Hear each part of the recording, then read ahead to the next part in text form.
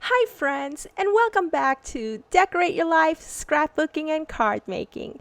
This is Sandy for Spellbinders. Today I'm going to show you how to make an easy and beautiful easel card using your dies from Spellbinders. The card making die that I'm using today is Spellbinders Becca Feeken APG Die of the Month for August 2019. To make this beautiful easel card, you'll need a couple of 12 by 12 sheets of designer paper, scissors, ribbon, glue, scoring board, paper trimmer, a ruler, die cutting machine, and dies. You may also include shiny cardstock and bling if you wish. This month's APG die kit includes an intricate die insert, a circle die, a frame die, and a topper. I'm using the frame die to cut 2 pieces of designer paper. I also use the frame die along with the insert to die cut my silver cardstock, and the circle die to cut a piece of designer paper.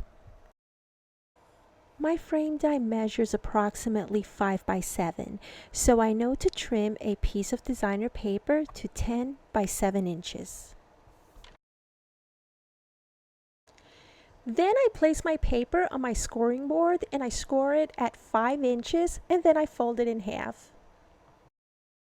Next, I take my frame die and place it right above the edge of my paper. I use washi to hold it together and then I run it through my Spellbinders Platinum.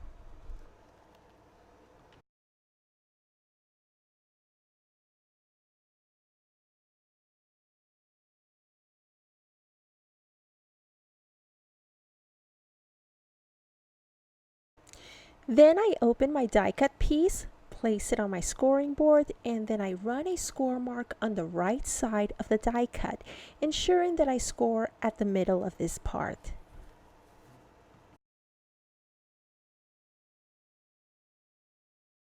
Now you see me fold at the score mark.